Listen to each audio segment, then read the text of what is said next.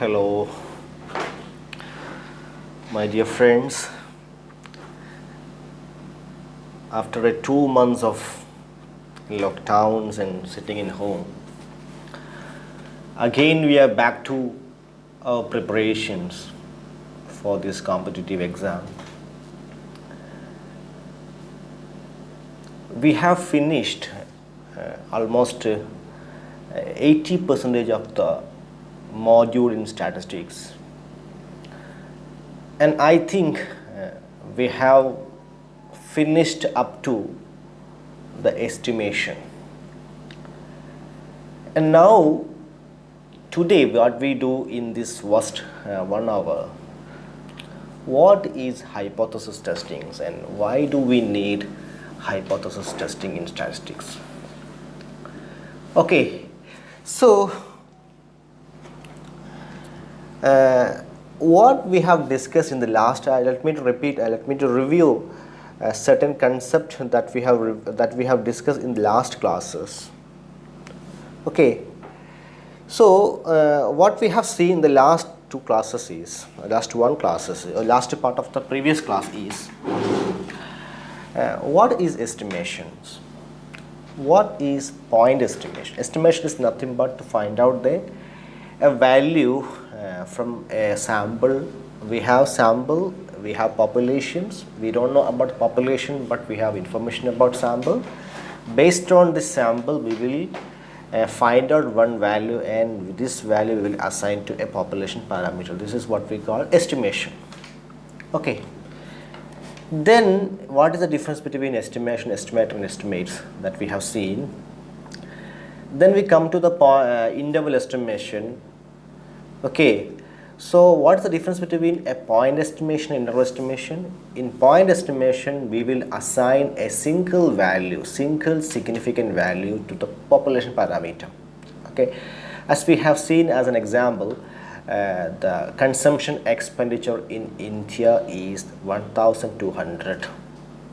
Okay, this is an example of a point estimations. Okay, so instead of giving this idea in interval estimation, what we are doing is we are giving an interval. Okay, so the population parameter will be contained in this interval. Okay, so in order to say like that, we need a concept that is very significant in statistics called confidence interval. Okay, so the interval estimation is mainly based on the interval estimation. The interval in this estimation procedure is constructed by a confidence interval. Okay, we have seen how to construct a confidence interval. Okay, so when we discuss the confidence interval, we have seen that the level of significance.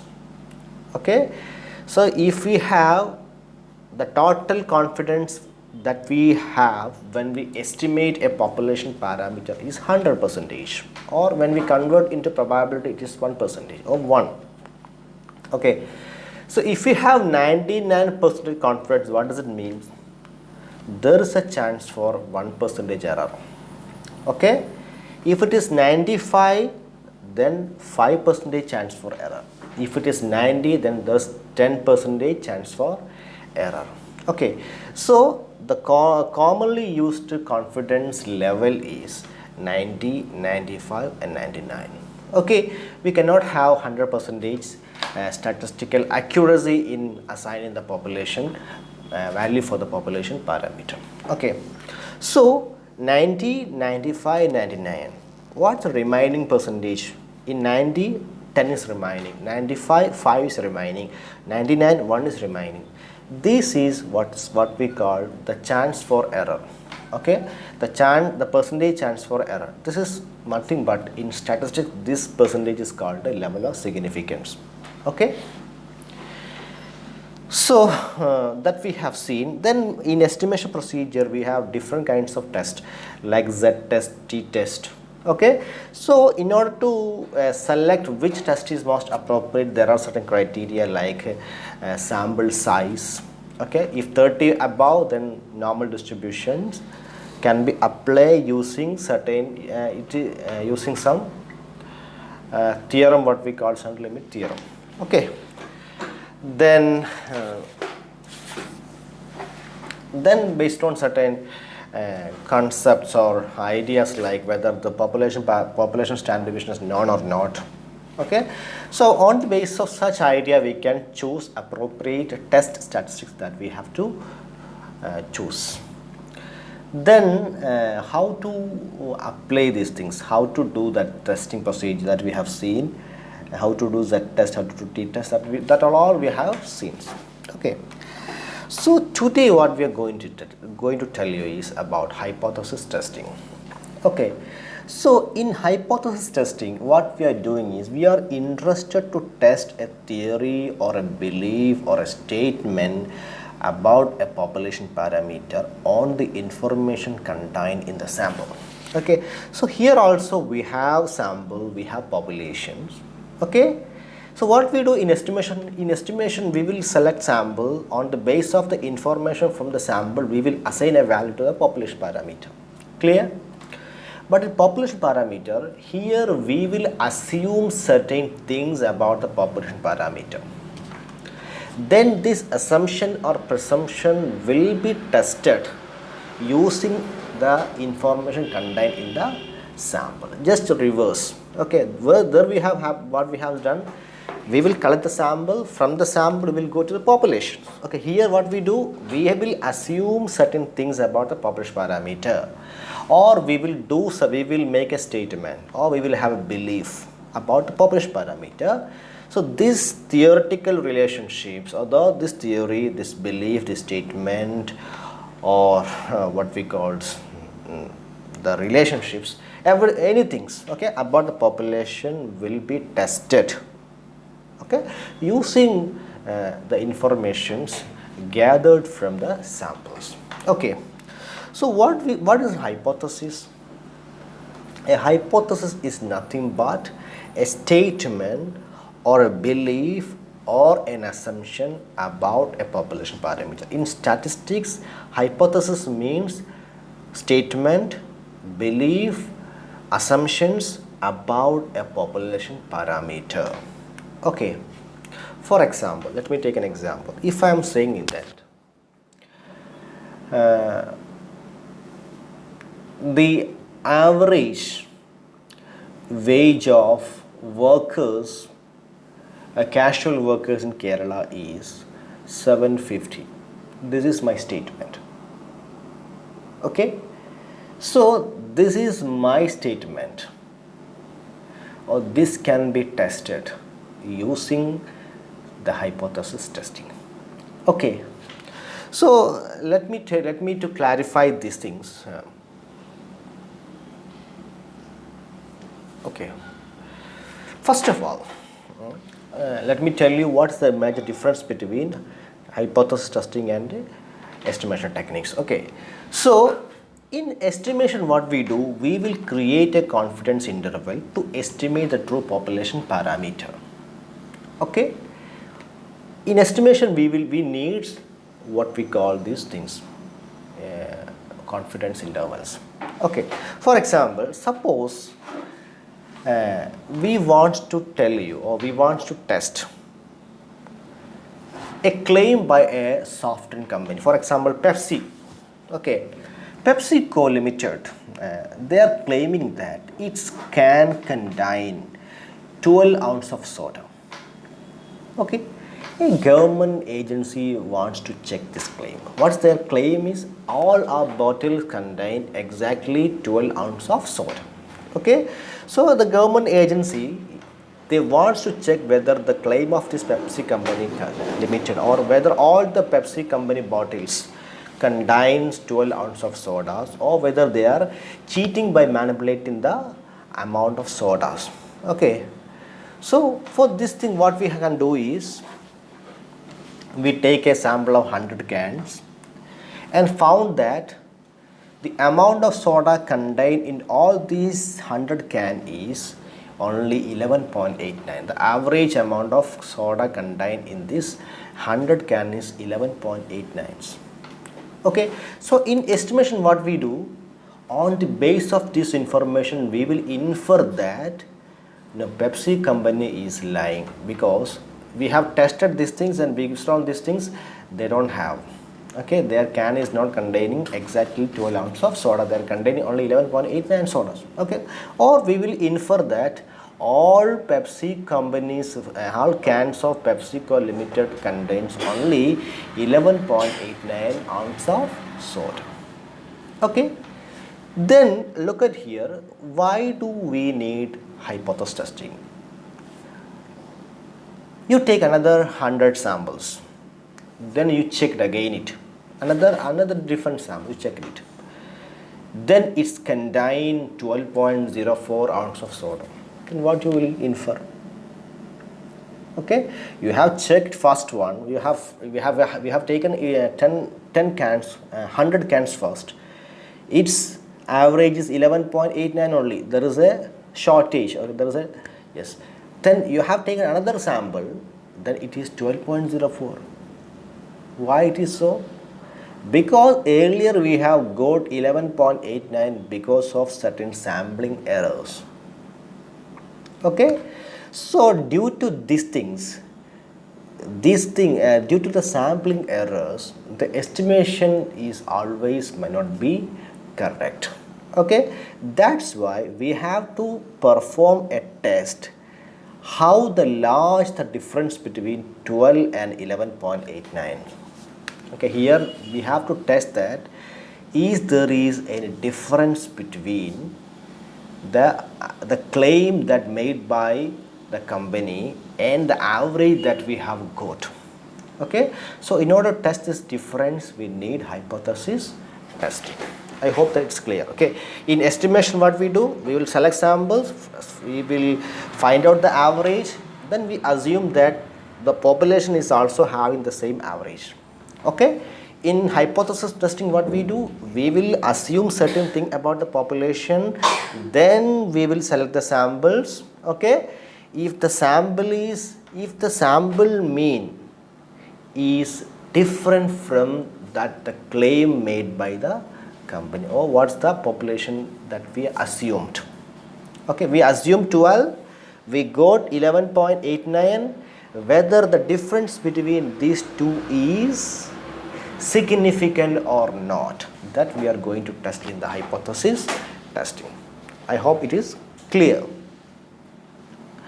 Then coming to, I said what is hypothesis? Hypothesis is nothing but assumption, belief or statement about a population parameter. Okay, then again a hypothesis can become a null hypothesis or alternative hypothesis. Okay, so let me clarify these things, null and alternative, taking a non-statistical example. Okay, a man who has been arrested by a police for a crime.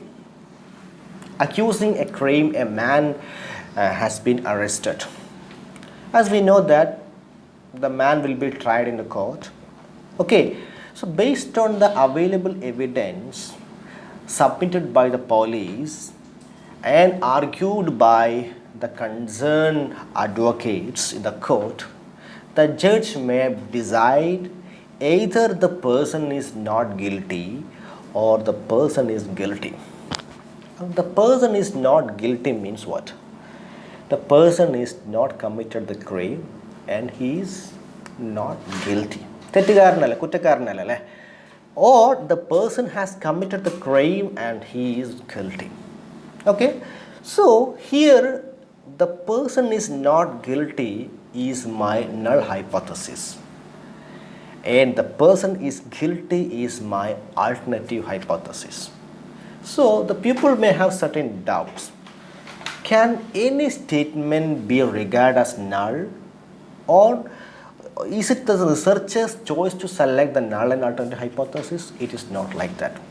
Okay, so what is the condition of selecting null and alternative hypothesis? Okay, so here because the person is not guilty is selected as null hypothesis because in the beginning of the trial it is assumed that the man is not guilty. Okay, when a person is arrested for a crime, okay, At that moment itself, we cannot say that he has committed the crime and he is guilty. Okay, so until the trial is finished, we cannot say that the person is guilty. Okay, so usually a hypothesis that is assumed to be true until it declared as false is called null hypothesis. Okay, once again, a hypothesis that is assumed to be true until it declared as false is called a null hypothesis. അതായത് നമ്മൾ സ്റ്റാർട്ടിങ്ങിൽ നമ്മൾ എന്താണോ believe ചെയ്യുന്നത്. Okay, ഇപ്പോൾ നമുക്കറിയാം Pepsi കമ്പനിയുടെ claim എന്താണ്? പെപ്സി കമ്പനി ക്ലെയിം എന്ന് പറഞ്ഞാൽ ഞങ്ങളുടെ ബോട്ടിലൊക്കെ 12 ounce സോഡ ഉണ്ട്, അതാണല്ലോ ക്ലെയിം. നമ്മൾ എടുത്തത് തെറ്റാണ് തെളിയിക്കാനുള്ള തെളിവുകളുണ്ടോ? ഇല്ല. അതുകൊണ്ട് തൽക്കാലം നമ്മൾ അത് വിശ്വസിക്കുക. അത് നമ്മൾ എന്ത് ചെയ്യണം? പെപ്സിയുടെ ബോട്ടിൽ എല്ലാം 12 ounce സോഡ ഉണ്ട്, അതാണ് നമ്മുടെ ഹൈപ്പോത്തസിസ്. കാരണം എന്താണ്? That we have to be assumed to be true because we don't have evidence to say that it is false. Okay, so trial എങ്ങനെയാണോ അതേപോലെ തന്നെയാണ് നമ്മുടെ ഹൈപ്പോത്തസിസ് സെറ്റ് ചെയ്യേണ്ടത്. നമ്മൾ ഇനീഷ്യലി എന്താണോ സത്യമാണെന്ന് വിശ്വസിക്കുന്നത് അതായിരിക്കണം നമ്മുടെ നൾ ഹൈപ്പോത്തസിസ്. ഓക്കെ, അതായത് no statistically difference exists between the population parameter statistics. Okay, അതായത് നമ്മൾ ഇപ്പോൾ സാമ്പിൾ എടുത്താലും പോപ്പുലേഷൻ എടുത്താലും എന്തില്ല, സ്റ്റാറ്റിസ്റ്റിക്കലി ഡിഫറൻസ് ഇല്ല എന്നാണ് നമ്മൾ നള്ളിൽ നമ്മൾ ഹൈപ്പോത്തസിസ് ചെയ്യേണ്ടത്. ഓക്കെ, ഇനി ആൾട്ടർനേറ്റീവ് എന്തായിക്കാരം? അപ്പോൾ alternative is a hypothesis that will only be true if the null hypothesis is false. Okay, null hypothesis false ആകുമ്പോൾ കറക്റ്റ് ആകുന്ന ഹൈപ്പോത്തസിസ് എന്താണോ അതായിരിക്കണം നമ്മുടെ ആൾട്ടർനേറ്റീവ് ഹൈപ്പോത്തസിസ്. Okay, yes. അപ്പോൾ ഓക്കെ അല്ലേ? എന്താണ് നൾ, എന്താണ് ആൾട്ടർനേറ്റീവ്? ഒറ്റ കാര്യം മാത്രം ശ്രദ്ധിക്കാനുള്ളൂ. നൾ എന്ന് പറഞ്ഞാൽ എപ്പോൾ എന്തായിരിക്കണം? ഡിഫറൻസ്, നമ്മൾ പോപ്പുലേഷൻ സ്റ്റാമ്പ് എടുക്കുകയാണെങ്കിൽ ഡിഫറൻസ് ഇല്ല എന്നായിരിക്കണം. അല്ലെങ്കിൽ നമ്മൾ എന്താണോ ഇനീഷ്യലി ബിലീവ് ചെയ്യുന്നത് അതായിരിക്കണം നമ്മുടെ നൾ ഹൈപ്പോത്തസിസ്. ഓക്കെ, അതിൻ്റെ നേരെ ഓപ്പോസിറ്റ് ആയിരിക്കണം alternative hypothesis. I hope it is clear for you now. Okay, yes. So once again, a hypothesis is what? Assumptions, statement, belief about a population parameter. What is null? A null hypothesis is a hypothesis that is assumed to be true until it declared as false. Then what is alternative hypothesis? A hypothesis that will be true only if the null hypothesis is false. Okay, I hope it is clear. And usually null hypothesis is symbolized by H0 or H0, and alternative hypothesis is H1 or HA. Okay, yes. Then if you take any exams, okay, there you can see some question related to type 1 error and type 2 error. Okay, so let me to clarify this thing first. So you take the same non-statistical example, the trial of the court, okay, of an arrested person. Okay, so we know that the court verdict is always not correct. Okay, എല്ലായ്പ്പോഴും കോടതിയുടെ വിധികൾ ശരിയാവണമെന്ന് ഇല്ല. Okay, so if a person declared as guilty at the end of the trial, there are two possibilities. ഒരു മനുഷ്യൻ അല്ലെ ഒരു എന്താ പറയുക, ഒരു അറസ്റ്റ് ചെയ്യപ്പെട്ട ഒരു വ്യക്തി അദ്ദേഹം തെറ്റുകാരനാണ് അല്ലെങ്കിൽ കുറ്റക്കാരനാണ് എന്ന് വിധിക്കുമ്പോൾ അവിടെ രണ്ട് പോസിബിലിറ്റീസ് ഉണ്ട്. ഒന്നെന്താണ്? The person has not committed the crime but declared as guilty because of the false evidence. ശരിക്കും അറസ്റ്റ് ചെയ്ത് കൊണ്ടുപോയ വ്യക്തി തെറ്റൊന്നും ചെയ്തിട്ടില്ല. ഓക്കെ, പക്ഷേ സാഹചര്യ തെളിവ് മൂലം അദ്ദേഹത്തിൻ്റെ നിരപരാധിത്വം തെളിയിക്കാൻ പറ്റാതെ പോകുന്നു. കാരണം അദ്ദേഹത്തിൻ്റെ പ്രോപ്പറായിട്ട് എവിഡൻസ് അദ്ദേഹത്തിന് സമർപ്പിക്കാൻ ഇല്ല. അതാണ് ഒന്നാമത്തെ അവസ്ഥ. രണ്ടെന്താണ്? The person has not committed the crime and rightfully he declared as not guilty or guilty. Okay, രണ്ടാമത്തെ എന്താണ്? ദ പേഴ്സൺ തെറ്റ് ചെയ്തിട്ടൊന്നുമില്ല, അതുകൊണ്ട് അദ്ദേഹത്തെ എന്ത് ചെയ്തു? ഫ്രീ ആയി വിടുകയും ചെയ്യുന്നു. Okay, the person has not committed the crime but declared as not guilty എന്നാണ് അവിടെ ചെറിയ മിസ്റ്റേക്ക് ഉണ്ട് അവിടെ, നോട്ട് ഗിൽറ്റി എന്നാണ്. ഓക്കെ, ശ്രദ്ധിക്കുക, ഇവിടെ രണ്ട് പോസിബിലിറ്റീസ് ഉണ്ട് അല്ലേ.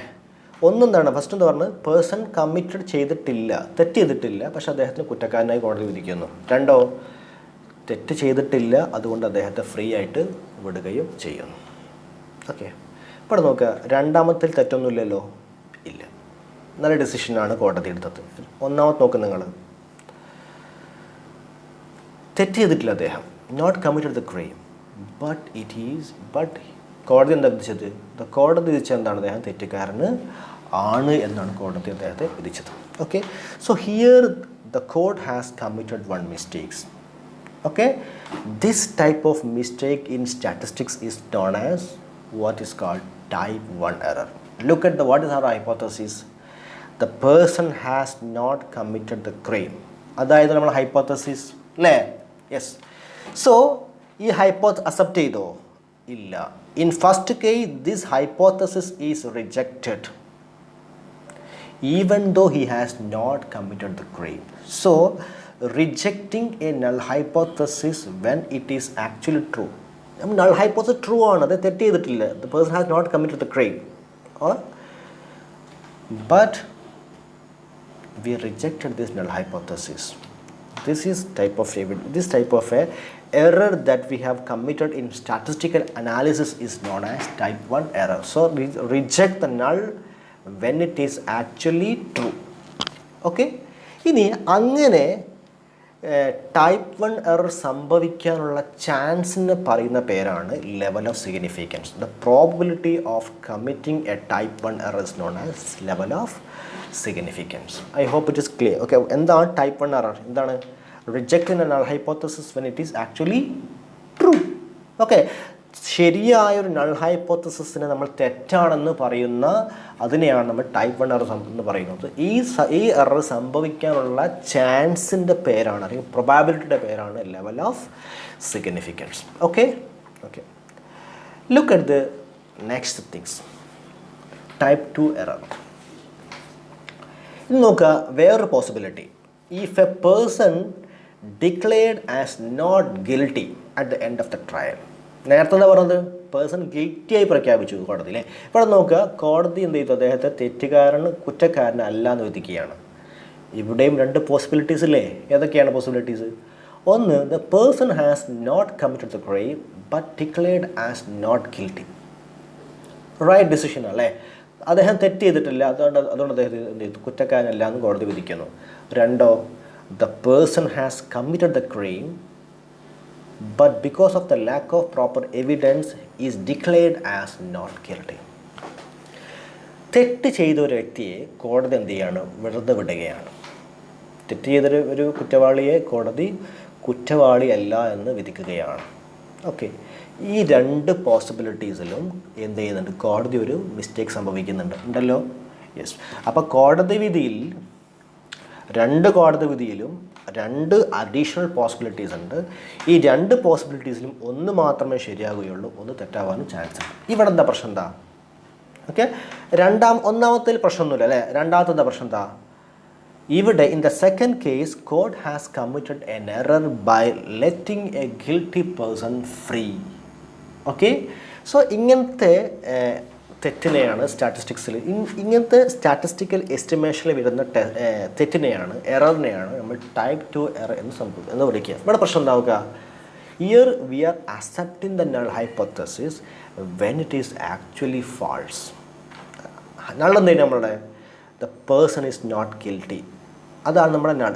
നമ്മൾ അക്സെപ്റ്റ് ചെയ്യാണ്, പക്ഷേ ആക്ച്വലി നമ്മൾ അക്സെപ്റ്റ് ചെയ്യേണ്ട ആവശ്യമുണ്ടോ അവിടെ? ഇല്ല. കാരണം എന്താണ്, അദ്ദേഹം തെറ്റ് ചെയ്തിട്ടുണ്ട്. Okay, so accept the null hypothesis when it is actually false is called what we call type 2 error. Okay, അപ്പോൾ നോക്കുക, ടൈപ്പ് 1 എന്ന് പറയുന്നതാണ് reject the null hypothesis, type 2 accept the null hypothesis. Okay, so let's reject the null hypothesis when it is false, accept the null hypothesis when it is false, reject the null hypothesis when it is true. Okay, so ഇതാണ് ഇപ്പോൾ നമ്മുടെ type 2 error എന്ന് പറഞ്ഞാൽ accept the null hypothesis when it is actually false. Okay, ഇനി ഇങ്ങനത്തെ type 2 error സംഭവിക്കാനുള്ള പ്രൊബാബിലിറ്റി അല്ലെങ്കിൽ ചാൻസിൻ്റെ പേരാണ് നമ്മൾ പറയുന്ന power of A test. Okay, അതായത് ഈ തെറ്റായ ഒരു നൾ ഹൈപ്പോത്തസിസിനെ അക്സെപ്റ്റ് ചെയ്യാനുള്ള നമ്മുടെ ചാൻസിൻ്റെ പേരാണ് ടൈപ്പ് 2 എറർ എന്ന് പറഞ്ഞു കഴിഞ്ഞാൽ. അപ്പോൾ ക്ലിയർ ആണല്ലോ. അപ്പോൾ നമ്മൾ എത്ര ഡിസ്കസ് ചെയ്ത എത്ര കാര്യങ്ങൾ, എന്താണ് ഹൈപ്പോത്തസിസ്, എന്താണ് നൾ ഹൈപ്പോത്തസിസ്, എന്താണ് ആൾട്ടർനേറ്റീവ് ഹൈപ്പോത്തസിസ്, എന്താണ് ടൈപ്പ് 1 എറർ, എന്താണ് ലെവൽ ഓഫ് സിഗ്നിഫിക്കൻസ്, എന്താണ് ടൈപ്പ് 2 എറർ, എന്താണ് പവർ ഓഫ് എ ടെസ്റ്റ്. ഇപ്പോൾ നമ്മൾ 7 കൺസെപ്റ്റ് നമ്മളിവിടെ ഡിസ്കസ് ചെയ്തു. ഓക്കെ, ഇനി പലപ്പോഴും നിങ്ങൾ കാണാറുള്ള സാധനമാണ് ഈ ടൈപ്പ് 1 എറർ ടൈപ്പ് 2 എറർ എന്ത് ചെയ്യുന്നത് ഒരു കോളത്തിലാണ് കൊടുക്കാറുള്ളത് അല്ലേ. ഒരു 4 കോളം അല്ലെങ്കിൽ 6 കോളത്തിലാണ് നമ്മൾ കൊടുക്കാറുള്ളത്. ഇതാണ് ആ കോളം. ഓക്കെ, നമ്മൾ പറഞ്ഞ അതേ സാധനമാണ്, നമ്മൾ ആ കോടതിയുടെ അതേ എക്സാമ്പിളാണ് കൊടുത്തിരിക്കുന്നത്. ഓക്കെ, നോക്കുക, do not reject the null hypothesis when it is true ആണെങ്കിൽ കറക്റ്റ് ഡിസിഷൻ ആണ്, അത് തെറ്റാണെങ്കിൽ അത് ടൈപ്പ് 2 എറർ ആണ്. Okay, the person is guilty. Okay, reject 0 when the person is not guilty type 1 error ആണ്.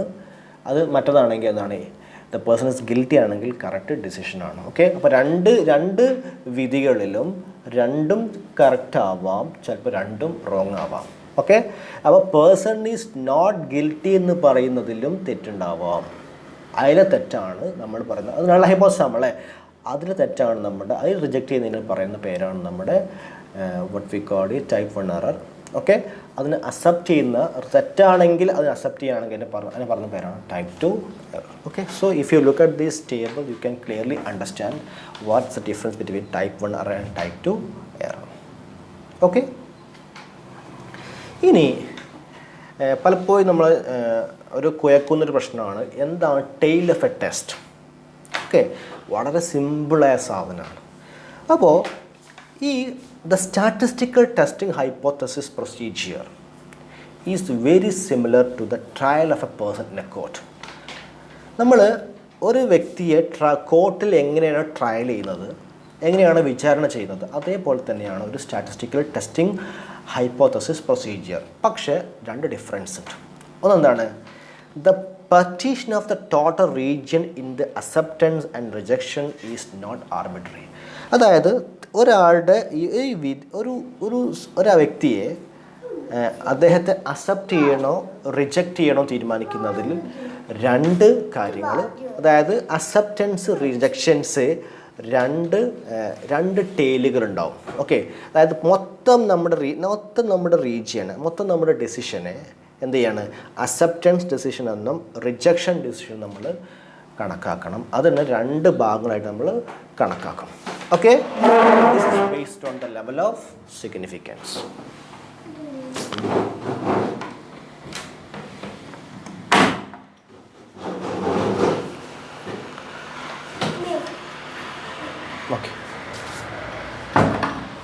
ഓക്കെ, അത് ഞാൻ പറഞ്ഞുതരാം കേട്ടോ. നമ്മൾ ടച്ച് ചെയ്യുമ്പോൾ ഇത് കുറച്ചുകൂടി ഇത് പറയാൻ പറ്റും എനിക്ക്.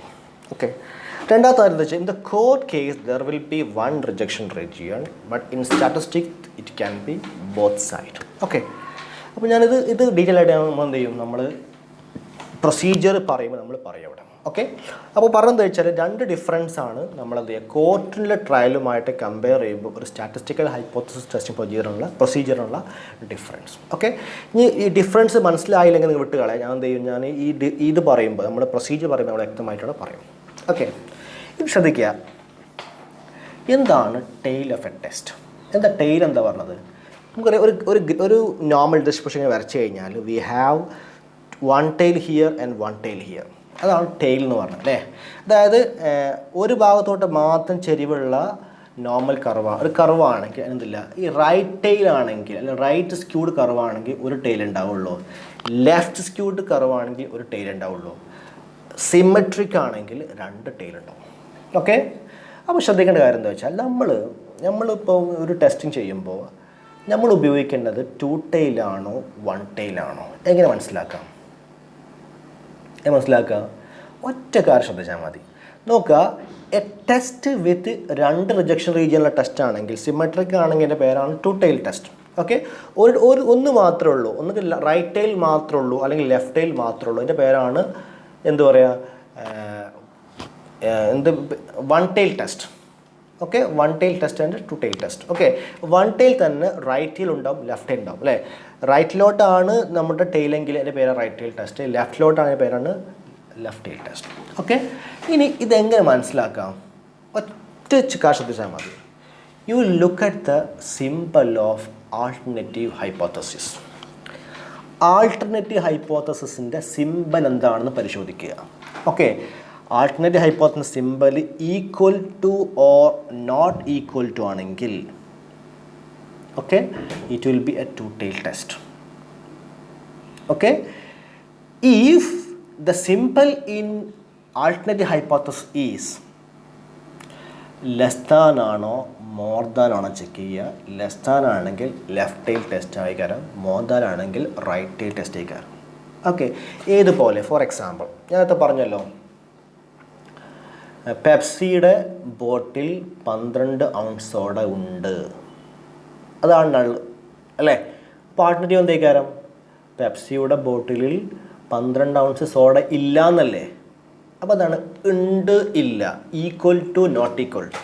ഓക്കെ, അതായത് mu is equal to 12, mu not is equal to 12, soda ഇല്ല. ഓക്കെ, അപ്പോൾ ഇതാണ് നമ്മുടെ ഹൈപ്പോത്തസിസ് എങ്കിൽ നമ്മുടെ ടെസ്റ്റ് എന്തേക്കാരം? It will be two tail test. Okay, listen. 12 ounce സോഡയിൽ കുറവാണ്, 12 ounce സോഡ ഉണ്ട് എന്നാണ് ക്ലെയിം അല്ലേ. നമ്മൾ ചെക്ക് ചെയ്യാൻ പോകണം എന്താണ്? 12 ounceൽ കുറവാണ് എന്നാണ് ചെക്ക് ചെയ്യാൻ പോകുന്നതെങ്കിൽ എന്തേക്കാരം? നമ്മുടെ സിമ്പിൾ എന്തായി മാറും? ആൾട്ടർനേറ്റീവ് സിമ്പിൾ മറ്റേ സിമ്പിൾ മാറ്റമൊന്നുമില്ല, ഈക്വൽ ടു തന്നെ വരുള്ളൂ അല്ലേ. ആൾട്ടർനേറ്റീവ് എന്താ വരിക? Less than 12. So it will be left tail test. Okay, ഇനി 12 ounce സോഡ ഉണ്ട് എന്നാണ് പെപ്സിയുടെ ക്ലെയിം. നമ്മൾ ചെക്ക് ചെയ്യാൻ പോകുന്നത് എന്താണ്? നമ്മളെന്താണ് ആൾട്ടർനേറ്റീവ് കാണുന്നത്? 12 ounce സോഡ അല്ല, അതിനേക്കാളും കൂടുതൽ ഉണ്ട് എന്നാണ് നമ്മൾ കിട്ടുന്നതെങ്കിൽ, അല്ല അതാണ് നമ്മുടെ ആൾട്ടർനേറ്റീവ് ഹൈപ്പോത്തസിസ് എങ്കിൽ എന്താ വരിക അവിടെ? Greater than 12. ഓക്കെ, അപ്പോൾ equal to not equal to ആണെങ്കിൽ two tail test, less than or more than ആണെങ്കിൽ single tail test or one tail test. അത് തന്നെ ലെസ് ദാൻ ആണെങ്കിൽ നമുക്ക് സ്പെസിഫിക്കലി ലെഫ്റ്റ് ടൈൽ ടെസ്റ്റ് എന്നും, മോർ ദാൻ ആണെങ്കിൽ നമുക്ക് അതിനെ റൈറ്റ് ടൈൽ ടെസ്റ്റ് എന്ന് നമുക്ക് വിളിക്കാം. ഓക്കെ, അപ്പോൾ ഓക്കെ ആണല്ലോ. എന്താണ് റൈറ്റ് ടൈൽ ടെസ്റ്റ്, എന്താണ് ലെഫ്റ്റ് ടൈൽ ടെസ്റ്റ്, എന്താണ് ടു ടൈൽ ടെസ്റ്റ്, എന്താണ് one tail test. Okay, this whether a test is or whether a test involved one tail or two tail is simply understand by looking into the symbol of your alternative hypothesis. Is it clear? Yes. ഇനി എങ്ങനെയാണ് നമുക്കൊരു procedure ഉണ്ടാക്കാം, എങ്ങനെയാണ് നമ്മൾ ഒരു hypothesis testing നടത്തുക എന്നുള്ളതാണ് നമ്മുടെ ചോദ്യം. ഓക്കെ, വളരെ സിമ്പിളാണ്, വളരെ സിമ്പിളായിട്ടുള്ളൊരു 5 സ്റ്റെപ്സ് ആണ് അതിനാണ്. ഓക്കെ, നോക്കാം, ക്വസ്റ്റ്യൻ നോക്കാം. നമുക്ക് സെയിം ക്വസ്റ്റ്യൻ തന്നെയാണ് കേട്ടോ. നോക്കുക, A PepsiCo limited claim that it's bottle contain 12.44 ounce of soda. Okay, ആ ക്ലെയിം എന്താണ്? ഞങ്ങളുടെ ബോട്ടിലിൽ 12.44 ounce സോഡയുണ്ട്. ഓക്കെ, പലപ്പോഴായിട്ട് ഗവൺമെൻറ്റിൻ്റെ ഇത് ചെക്ക് ചെയ്യുന്ന അല്ലേ, എന്താ പറയുക, അളവ് തൂക്കങ്ങളൊക്കെ ചെക്ക് ചെയ്യുന്ന ലീഗൽ മെട്രോളജി വകുപ്പുണ്ടാവും. ഈ വകുപ്പിന് ഇവരുടെ ക്ലെയിം ശരിയാണോ തെറ്റാണോ എന്ന് പരിശോധിക്കണം. ഓക്കെ, എന്ത് ചെയ്തു? A sample of 150 such bottles produced. അതെന്ത് ചെയ്തു? 150 സാമ്പിൾ എടുത്തു, 150 പെപ്സിയുടെ ബോട്ടിൽ എടുത്തിട്ട് ചെക്ക് ചെയ്തു. അവർക്ക് എന്താ കിട്ടി? അവർക്ക് ആവറേജ് കിട്ടിയത് 13.71 ആണ്. ഓക്കെ, പക്ഷേ ഡിഫറൻസസ് ഉണ്ട്. എത്ര ഡിഫറൻസ് എത്രയാണ്? 2.65 ആണ് അതിൻ്റെ സ്റ്റാൻഡേർഡ് ഡീവിയേഷൻ. എടുത്ത സാമ്പിളിൻ്റെ സ്റ്റാൻഡേർഡ് ഡീവിയേഷൻ എത്രയാണ്? 2.65 ആണ്. ഇതിനർത്ഥം എന്താണ്? among the bottles there are variations. Okay, so using 5% level of significance, can we conclude that the claim of Pepsi is true? ഈ ഇൻഫോർമേഷൻ വെച്ചിട്ട് നിങ്ങൾ 95% ഉറപ്പിൽ കോൺഫിഡൻസോട് കൂടെ നിങ്ങൾക്ക് ഈ പെപ്സിയുടെ ക്ലെയിം ശരിയാണോ എന്ന് പറയാൻ പറ്റുമോ? അതാണ് നമ്മുടെ ചോദ്യം. ഇതാണ് നമ്മുടെ ഹൈപ്പോത്തസിസ് ടെസ്റ്റിങ്ങിൻ്റെ ഒരു എക്സാമ്പിൾ എന്ന് പറഞ്ഞത്. ഓക്കെ, പെപ്സി ഒരു ക്ലെയിം നടത്തി. ഓക്കെ, ഈ ക്ലെയിം ശരിയാണോ എന്ന് നമ്മൾ 95% കോൺഫിഡൻസോടെ നമ്മൾ പരിശോധിക്കാൻ പോവാണ്. ഓക്കെ, ഫസ്റ്റ് സ്റ്റെപ്പ് എന്താണ്? അവരുടെ ക്ലെയിമിൽ നിന്ന് നമുക്ക് എന്ത് ചെയ്യാം? നമ്മുടെ നൾ ഹൈപ്പോത്തസിസ് സെറ്റ് ചെയ്യാം. എങ്ങനെ സെറ്റ് ചെയ്യാം? H0. ഓക്കെ, ഫസ്റ്റ് ശ്രദ്ധിക്കുന്ന കാര്യം എന്താ വെച്ചാൽ, അതിന് മുമ്പൊരു കാര്യം പറയാൻ വിട്ടുപോയി. നമ്മൾ ഇങ്ങനെ ഒരു പ്രോബ്ലം കിട്ടിക്കഴിഞ്ഞാൽ നമ്മൾ ഫസ്റ്റ് ചെയ്യേണ്ട പരിപാടി എന്താ അറിയുമോ? Look at what are the details that has given. Okay, എന്തൊക്കെയാണ് ഇൻഫർമേഷനാണ് നമുക്ക് തന്നിരിക്കുന്നത്, അതാണ് നമ്മൾ ആദ്യമായിട്ട് നമ്മൾ ചെക്ക് ചെയ്യേണ്ടത് കേട്ടോ. എന്തൊക്കെ ഇൻഫർമേഷനാണ് ഇവിടെ തന്നിരിക്കുന്നത്? മൊത്തം സാമ്പിൾ സൈസ് എന്ന് പറഞ്ഞാൽ മൊത്തം സാമ്പിളിൻ്റെ സൈസ് എന്ന് പറഞ്ഞാൽ 150 ആണ്. 150 ആളുകളാണ്, നമ്മൾ 150 ബോട്ടാണ് പരിശോധിച്ചത് അല്ലേ. Sample size is N150. Okay, ഈ സാമ്പിളിന് കിട്ടിയ ആവറേജ് എത്രയാണ്? അതാണ് X⁻ 13.71. ഓക്കെ, ഇതിൽ നിന്ന് കിട്ടിയ standard deviation, sample standard deviation ആണല്ലോ, അതുകൊണ്ടാണ് എന്ന് കൊടുത്തിരിക്കുന്നത്. എത്രയാണ്? 2.65. ഓക്കെ, നമ്മളോട് പറഞ്ഞ കോൺഫിഡൻസ് ലെവൽ എത്രയാണ്? 95%. 95% ആകുമ്പം എത്രയൊക്കെ ലെവൽ ഓഫ് സിഗ്നിഫിക്കൻസ്? 5% അല്ലേ. ഈ 5% നമ്മൾ ഒന്നിലോട്ട് കൺവേർട്ട് ചെയ്യുമ്പോൾ എത്ര ആവും? 0.05 ആട്ടോ. 0.5 അല്ല, 0.05. ഓക്കെ, ഇനി നമ്മൾ സ്റ്റെപ്സിലോട്ട് പോവുകയാണ്. ഫസ്റ്റ് സ്റ്റെപ്പ് എന്താ പറഞ്ഞത്? State your null and alternative hypothesis. Okay, എന്താണ് ഇവിടെ ഹൈപ്പോത്തസിസ്? നമ്മുടെ പെപ്സിയുടെ കമ്പനി തെറ്റാണെന്ന് പറയാനുള്ള പ്രൂഫ് നമ്മുടെ അടുത്ത് ആയിട്ടില്ല. അതുകൊണ്ട് തൽക്കാലം പെപ്സിയുടെ ക്ലെയിം ശരിയാണെന്ന് വെക്കണം നമ്മൾ. ഓക്കെ, അപ്പോൾ എന്താണ് ഹൈപ്പോത്തസിസ് വരിക? H0 semicolon mu is equal to 12.44. നമുക്ക് വേറെ നിവൃത്തിയൊന്നുമില്ല. ഓക്കെ, ഇനി ശ്രദ്ധിക്കാം. HA ആൾട്ടർനേറ്റീവ് ഹൈപ്പോത്തസിസ് മ്യൂ എന്ന് പറഞ്ഞാൽ പോപ്പുലേഷൻ പാരാമീറ്റർ ആട്ടോ. Mu is not is equal to 12.44. ശ്രദ്ധിക്കുക, പെപ്സിയുടെ ക്ലെയിം എപ്പോഴാണ് തെറ്റാവുക? രണ്ട് രീതി തെറ്റാൻ പറ്റും അല്ലേ. ഒന്ന് 12.44 ഉണ്ട് എന്നാണ് അവരുടെ ക്ലെയിം. അതിനേക്കാളും കൂടിയാലും തെറ്റാണ്. 13 ഔൺസ് ഉണ്ട്, തെറ്റല്ലേ അവരുടെ ക്ലെയിം. 12 ഔൺസേ ഉള്ളൂ, അതും തെറ്റാണ്. ഓക്കെ, അതുകൊണ്ടാണ് നമ്മൾ ഇവിടെ എന്ത് ചെയ്യുന്നത്? ഒരു നോട്ട് ഈക്വൽ ടു ഹൈപ്പോത്തസിസ് ഇവിടെ വെക്കുന്നത്. ഓക്കെ, ഇങ്ങനെയാണ് നമ്മൾ എന്ത് ചെയ്യുക? ഈ നള്ളും ആൾട്ടർനേറ്റീവ് നമ്മൾ സെറ്റ് ചെയ്യാം.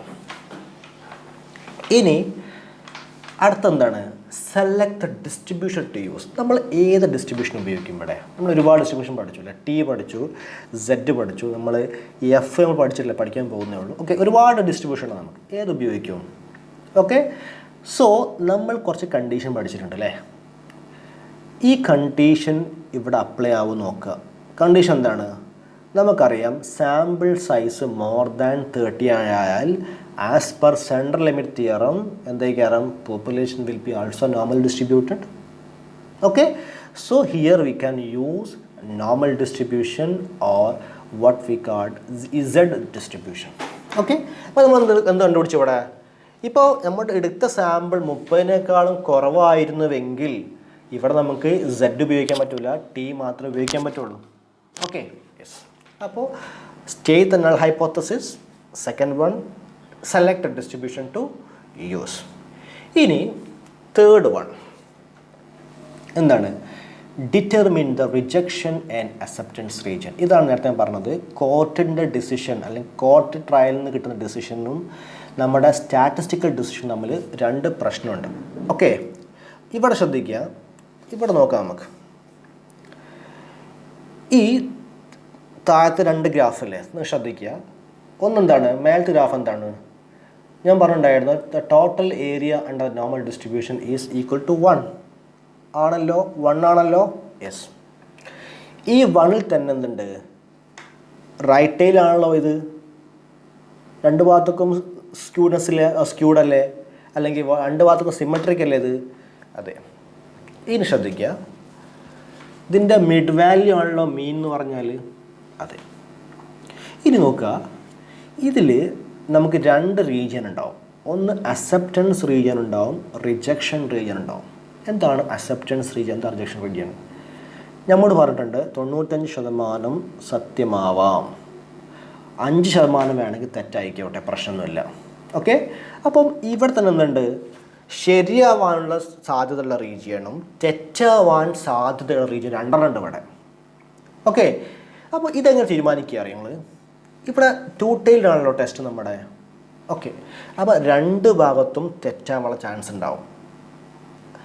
നടുക്കാണ് നമ്മുടെ എന്ത് ചെയ്യുന്നത്, അക്സെപ്റ്റ് ചെയ്യാനുള്ള ചാൻസ്. അപ്പോൾ നോക്കുക, ഇവിടെ ഈ അക്സെപ്റ്റൻസ് റീജിയൻ കണ്ടാൽ നിങ്ങൾ, ഇതാണ് നമ്മുടെ അക്സെപ്റ്റൻസ് റീജിയൻ. അപ്പുറത്ത് ആൽഫ എന്ന് കണ്ടാൽ നിങ്ങൾ, α/2 എന്ന് കണ്ടോ നിങ്ങൾ? ഓക്കെ, ഈ ആൽഫ എന്താണ്? ഈ ആൽഫയാണ് ലെവൽ ഓഫ് സിഗ്നിഫിക്കൻസ്. α/2 എന്ന് പറഞ്ഞാണ് ലെവൽ ഓഫ് സിഗ്നിഫിക്കൻസ് രണ്ട് ഭാഗത്തുണ്ടാവും. ഓക്കെ, ആൽഫ നമ്മൾ എന്ത് ചെയ്യുകയാണ്, ആൽഫ എത്ര ഇവിടെ വരിക, 5%. 5% എന്ന് പറഞ്ഞാൽ 0.05 അല്ലേ? ഈ 0.05 വീണ്ടും നമ്മൾ രണ്ടായി ഡിവൈഡ് ചെയ്യുകയാണ്. അപ്പോൾ എത്ര ഉണ്ടാവും?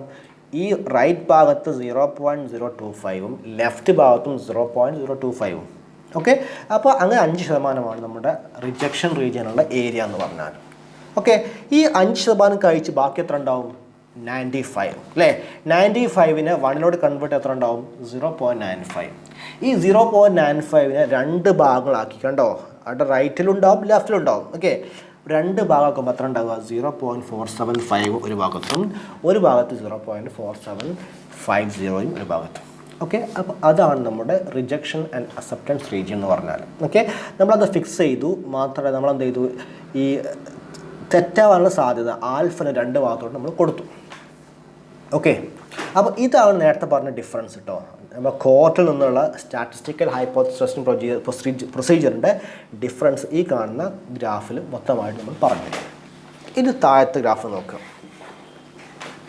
താഴത്ത് ഒരു +1.96 ഉണ്ട്, -1.96 ഉണ്ട്. അതെന്താ സംഭവം? ഇതെന്താണ്? മേലെ കൊടുത്ത 0.475 എന്താണ്? Total area under the normal, total അല്ല, concern area under the normal കർവാണ് അല്ലേ? ഓക്കെ, ഈ ഏരിയക്ക് സമാനമായിട്ടുള്ള ഒരു സെഡ് വാല്യൂ ഉണ്ടാവും. നമ്മളാ ബുക്കിൽ നോക്കിയാൽ മനസ്സിലാവും നമുക്ക്, അല്ലെങ്കിൽ ആ ടേബിൾ നോക്കിയാൽ മനസ്സിലാവും. ഓരോ സെഡ് വാല്യൂനും കറസ്പോണ്ടിങ് ഏരിയ ഉണ്ടാവും. റിവേഴ്സായിട്ട് ഏരിയ കിട്ടിക്കഴിഞ്ഞാൽ നമുക്ക് എന്ത് കിട്ടും? സെഡ് വാല്യൂ കണ്ടുപിടിക്കാൻ പറ്റും.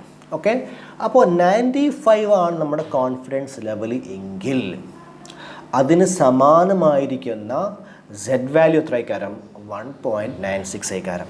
ലെഫ്റ്റിലോട്ട് വരുമ്പോൾ -1.96ഉം റൈറ്റിലോട്ട് പോകുമ്പോൾ +1.96. നിങ്ങൾ നോക്കിയാൽ മതി, നിങ്ങൾ സെഡ് ടേബിൾ എടുത്തിട്ട് എന്ത് ചെയ്യുക, 0.475 ഏരിയ എവിടെയാണ് നിങ്ങൾ വരുന്നത് നോക്കുക. കറസ്പോണ്ടിങ് ഇങ്ങനെ വരയ്ക്കുക. എവിടെ എത്തും നിങ്ങൾ? 1.96ലാണ് നിങ്ങൾ എത്തുക. അല്ലെങ്കിൽ നിങ്ങൾ കാര്യം ചെയ്യുക, 1.96 എടുക്കുക സെഡ് വാല്യൂവിൽ, കറസ്പോണ്ടിങ് ആയിട്ടുള്ള വാല്യൂ നോക്കുക, 0.05ന് സമാനമായിട്ടുള്ള ലെവൽ ഓഫ് സിഗ്നിഫിക്കൻസിലുള്ള വാല്യൂ നോക്കുക. എത്ര ആയിക്കാരം? 0.4750 ആയിക്കാരം. ഓക്കെ, അപ്പോൾ ഇതാണ് നമ്മുടെ determine the rejection and acceptance region എന്ന് പറഞ്ഞാൽ. ക്ലിയർ ആണല്ലോ? യെസ്. ഇനി ശ്രദ്ധിക്കുക, ഫോർത്ത് സ്റ്റെപ്പ് എന്താണ്? Calculate the value of test statistics. ഇനി എന്ത് ചെയ്യാൻ പോകും നമ്മൾ? ഇനി നമ്മളിപ്പോൾ പറഞ്ഞു എടുക്കേണ്ട ഡിസ്ട്രിബ്യൂഷൻ ഏതാണ്? നമ്മൾ ഉപയോഗിക്കേണ്ട ഡിസ്ട്രിബ്യൂഷൻ Z ആണ്. ഈ സെഡിൻ്റെ നമ്മൾ എന്ത് ചെയ്തു? റിജക്ഷൻ റീജിയനൊക്കെ തീരുമാനിച്ചു അല്ലേ? ഇനി അടുത്തതാണ് ടെസ്റ്റിൻ്റെ സ്റ്റാറ്റിസ്റ്റിക്സ് കണ്ടുപിടിക്കണം. അപ്പോൾ ടെസ്റ്റ് വാല്യൂ കണ്ടുപിടിക്കണം. എന്താ ചെയ്യുക? നമുക്കറിയാം ഉപയോഗിക്കേണ്ട ടെസ്റ്റ് Z അല്ലേ? Z ഇക്വേഷൻ എന്താണ്? കഴിഞ്ഞ ക്ലാസ്സിൽ പറഞ്ഞിരുന്നു, x bar minus mu divided by standard deviation of x bar ആണല്ലോ. ഓക്കെ, അവിടെ സ്റ്റാൻഡേർഡ് ഡീവിയേഷൻ x ബാർ നമുക്ക് അറിയുമെങ്കിൽ അത് ഉപയോഗിക്കാം, ഇല്ലെങ്കിൽ അറിയില്ലെങ്കിൽ നമ്മൾ സാമ്പിൾ ഉപയോഗിക്കും. ഓക്കെ, ഇനി standard deviation of x bar എങ്ങനെ കണ്ടുപിടിക്കുക? Standard deviation of sample divided by √n എന്ന് പറയും. ഓക്കെ, എത്രയാണ് ഇവിടെ? 2.65 ആണല്ലോ 150 സാമ്പിൾ എടുത്തതിൻ്റെ സ്റ്റാൻഡേർഡ് ഡീവിയേഷൻ. അത് ഡിവൈഡഡ് ബൈ എടുത്ത സാമ്പിൾ 150 ആണ്. √150 എത്ര ഉണ്ടാവും? 0.21637 ആണ് അതിൻ്റെ sample standard deviation of x bar എന്ന് പറഞ്ഞു കഴിഞ്ഞാൽ കിട്ടിക്കഴിഞ്ഞു. ഈ നേരെ ഇക്വേഷൻ കൊടുക്കുക നമ്മൾ, z = x bar minus mu divide by standard deviation of x bar. എത്രയാണ് x ബാർ? നമ്മുടെ 13.1 ആണല്ലോ. എന്താണ് അവരുടെ ക്ലെയിം? -12.44 ആണ് അവരുടെ ക്ലെയിം, ഡിവൈഡഡ് ബൈ എത്രയാണ് സ്റ്റാൻഡേർഡ് എറർ എന്ന് പറഞ്ഞാൽ 0.216. എത്ര കിട്ടും നമുക്ക്? 5.87 ആണ് നമുക്ക് കിട്ടിയ വാല്യൂ. ഓക്കെ, ഇതാണ് നമ്മുടെ ടെസ്റ്റ് സ്റ്റാറ്റിസ്റ്റിക്സ് എന്ന് പറഞ്ഞു കഴിഞ്ഞാൽ. ഓക്കെ, ഇനി coming to the last session, last point, last steps, take a decisions. Okay, എങ്ങനെ എടുക്കാം? നമുക്ക് ഒരുപാട് ടെസ്റ്റ്, ഒരുപാട് നമ്മൾ എടുക്കാൻ പറ്റും.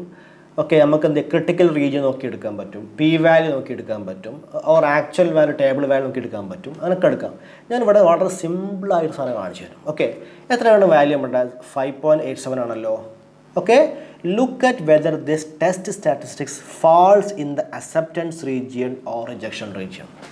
ഇത് നമ്മുടെ അക്സെപ്റ്റൻസ് റീജിയനിലാണോ വരുന്നത്, അതല്ല റിജക്ഷൻ റീജിയനിലാണോ വരുന്നത്? ഓക്കെ, അക്സെപ്റ്റൻസ് ആണെങ്കിൽ accept it, accept null hypothesis. റിജക്ഷനിലാണ് reject your null hypothesis. Okay, look at here. എത്രയുടെ? 5.87 അല്ലേ? ഓക്കെ, താഴത്തെ ഗ്രാഫ് നോക്കാം. -1.96ഉം +1.96ൻ്റെ ഇടയിലാണോ വരുന്നത്? അതാണ് നമ്മുടെ അക്സെപ്റ്റൻസ് റീജിയൻ എന്ന് പറഞ്ഞാൽ. അവിടെയാണോ വരുന്നത്? അല്ല. അപ്പോൾ നിങ്ങൾ അവിടെയായിരുന്നു ടെസ്റ്റ് സ്റ്റാറ്റിസ്റ്റിക്സ് വന്നിരുന്നു എങ്കിൽ, ഇപ്പോൾ ഫോർ എക്സാമ്പിൾ നമുക്ക് കിട്ടിയ വാല്യൂ എന്ന് പറഞ്ഞാൽ 1.5 ആണ് കിട്ടിയത് ടെസ്റ്റ് സ്റ്റാറ്റിസ്റ്റിക്സ് എങ്കിൽ, we have to accept null hypothesis. Okay, പക്ഷെ ഇവിടെ കിട്ടിയത് 5 പോയിന്റ് സംതിങ്. അപ്പോൾ എവിടെ വരിക? +1.96ൻ്റെ ഒരുപാട് അപ്പുറത്താണ് വരുന്നത് വരിക. ഓക്കെ, അതുകൊണ്ട് we have to reject the null hypothesis. Null എന്തായിരുന്നു? പെപ്സിയുടെ ക്ലെയിം കറക്റ്റാണ്, ട്രൂ ആണെന്നതാണ് നമ്മുടെ നൾ ഹൈപ്പോത്തസിസ്. അത് നമ്മൾ റിജക്റ്റ് ചെയ്യുന്നു. ഇതിൻ്റെ അർത്ഥം എന്താണ്? നമ്മൾ ആൾട്ടർനേറ്റീവ് നമ്മൾ അക്സെപ്റ്റ് ചെയ്യുന്നു എന്ന് പറഞ്ഞാൽ ആൾട്ടർനേറ്റീവ് എന്താണ്? ശരിയല്ല. അതുകൊണ്ട് പെപ്സിയുടെ ക്ലെയിം 150 സാമ്പിൾ എടുത്ത് പരിശോധിച്ചപ്പോൾ നമുക്ക് എന്ത് മനസ്സിലായി? പെപ്സിയുടെ ക്ലെയിം ശരിയല്ല എന്ന് നമുക്ക് മനസ്സിലായി. ഓക്കെ, അപ്പോൾ ഇതാണ് ഹൈപ്പോത്തസിസ് ടെസ്റ്റിംഗ് പ്രൊസീജിയർ എന്ന് പറഞ്ഞാൽ. ഒരു ക്ലെയിം ഉണ്ട്, ആ ക്ലെയിം നമ്മൾ സാമ്പിൾ എടുത്തിട്ട് ടെസ്റ്റ് ചെയ്തിട്ട് നമ്മൾ ഡിസിഷനിൽ എത്തിപ്പെടും. ഓക്കെ, അപ്പോൾ ഇത് ഒരു എന്താ പറയുക, ഇത് ഒരു ഒറ്റ മോഡലാട്ടത്. ഓക്കെ, ഇത് ഏറ്റവും സിമ്പിൾ മോഡലാണ്. ഗ്രാഫ് വരയ്ക്കുക, റിജക്ഷൻ റീജിയൻ ഉണ്ടാക്കുക, അക്സെപ്റ്റൻസ് റീജിയൻ ഉണ്ടാക്കുക. അക്സെപ്റ്റൻസിലാണോ ടെസ്റ്റ് വാല്യൂ വി നോക്കുക, അക്സെപ്റ്റൻസിലാണെങ്കിൽ അക്സെപ്റ്റ് ചെയ്യുക, റിജക്ഷനിലാണെങ്കിൽ അത് റിജക്റ്റ് ചെയ്യുക. Okay, clear? യെസ്. ഇനി ഇതല്ലാത്ത വേറെ അപ്രോച്ച് ഉണ്ട്. നമ്മളത് പി വാല്യൂ അപ്രോച്ചൊക്കെ ഉണ്ട്. പി വാല്യൂ അപ്രോച്ചൊക്കെ നമുക്ക് ഇവിടെ ആവശ്യമില്ല. നമ്മൾ എന്ത് ചെയ്യും? When we discuss the regression or when we discuss the econometric model, then we will discuss what is the P value and what is the P value approach. Okay, yes. ഇനി ശ്രദ്ധിക്കുക. ഇപ്പോൾ പറഞ്ഞെന്താണ്? ഇവിടെ നമ്മുടെ സാമ്പിൾ ലാർജ് ആയിരുന്നു അല്ലേ? 150 അല്ലായിരുന്നു? Yes. ഇനി നമുക്ക് സാമ്പിൾ കുറവാണ്, സാമ്പിൾ <30 ഉള്ളൂ എങ്കിൽ എന്താണ് സാമ്പിൾ? എന്ത് സാമ്പിളാണത്? സ്മാൾ സാമ്പിളാണ്. ഓക്കെ, ഈ സ്മാൾ സാമ്പിളാണ്. പ്രശ്നം എന്താണ്? ഒറ്റ പ്രശ്നം മാത്രമേ ഉള്ളൂ അവിടെ. നമുക്കവിടെ Z ഉപയോഗിക്കാൻ പറ്റില്ല, നമ്മളവിടെ T ഉപയോഗിക്കേണ്ടി വരും. ഓക്കെ, ഒരു എക്സാമ്പിൾ നോക്കാം നമുക്ക്. A psychologist claim that the average age at which the children start walking is 12.5 months. Okay, എന്താണ് അവരുടെ ക്ലെയിം? എന്താണ് ഈ ഒരു സൈക്കോളജിസ്റ്റ് അത് ക്ലെയിം ചെയ്യാണ്? കുട്ടികളുടെ നടക്കാൻ തുടങ്ങുന്ന പ്രായം എന്ന് പറഞ്ഞാൽ 12.5 മന്താണ്. 12 വർഷം, ഒരു വർഷവും 5 മാസം എന്ന് പറഞ്ഞാൽ 1.5 വയസ്സാകുമ്പോഴാണ് ഒരു കുട്ടി 1.5 വയസ്സില്ല. ഓക്കെ, 12 മാസവും 12.5 months. ഓക്കെ, എനിവേ അതാണ് ഒരു കുട്ടി നടക്കാൻ തുടങ്ങുന്ന പ്രായം എന്നാണ് ആ ഒരു ക്ലെയിം, ഒരു സൈക്കോളജിസ്റ്റിൻ്റെ ഒരു പീഡിയാട്രിഷ്യൻ്റെ ക്ലെയിം എന്ന് പറഞ്ഞാൽ. Okay, a team wanted to check this claim. ഒരു ടീമിന് ഈ ക്ലെയിം ശരിയാണോ തെറ്റാണോ പരിശോധിക്കണം. എന്താ ചെയ്യുന്നവർ? They took a random sample of 18 kids and found that the mean age at with the children started walking was 12.9 months. എന്ത് ചെയ്തു അവർ? ഒരു ടീം ഒരു 18 കുട്ടികൾ എടുത്തിട്ട് പരിശോധിക്കാൻ തീരുമാനിച്ചു. അങ്ങനെ അവർ പരിശോധിച്ചു. അവർക്ക് കിട്ടിയത് എത്രയാണ്? 12.5 അല്ല കിട്ടിയത്, 12.9 കിട്ടിയത്. പക്ഷെ എന്തുണ്ട് അവിടെ? There is A standard deviation. എല്ലാവരും ഒരേ ഏജിലല്ല, ഒരേ മന്തിലല്ല വാക്കിംഗ് സ്റ്റാർട്ട് ചെയ്യുന്നത്. There are differences. എത്ര ഡിഫറൻസ് എത്രയാണ്? 0.8 months. Okay, using 1% level of significance can we conclude that the average age at which all children start walking is different from 12.5 months? Okay, എല്ലാവരും 12.5 മന്തിലാണോ walk ചെയ്യുന്നത്? അതല്ല, is there is a difference or not? We have to check using 1% level of significance. It means that we are 99 confident, we should have 99% confidence, and there are only 1% error is should be happened. Okay, if there is an error, that should be only 1%. Okay, അപ്പോൾ നമുക്കറിയാം ഇതിൽ തന്നിരിക്കുന്ന information എന്തൊക്കെയാണ്? n 18 ആണ്. 18 കുട്ടികളെ നമ്മൾ സാമ്പിളായി എടുക്കുന്നുള്ളൂ, 18ആണ്. X bar എത്രയാണ്?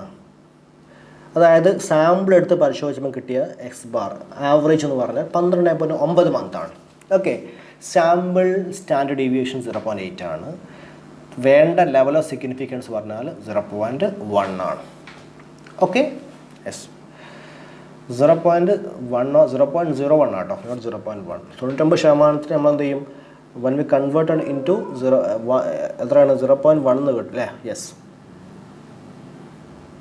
0.01. യെസ്, ഇനി ശ്രദ്ധിക്കുക, look at this steps. First step എന്താണ്?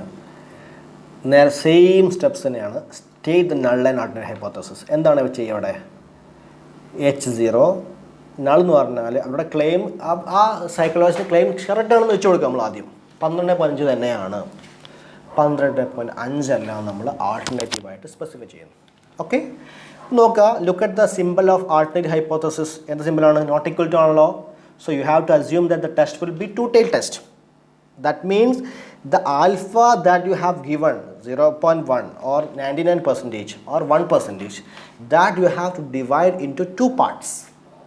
Okay, yes, then select the distribution to use. So here we have to look, sample size is small, so we cannot use Z test, we have to use T test. Clear? Yes. Ini third step. In the step, determine the rejection and acceptance regions. Okay, so the level of significance is 0.01 ആണ്.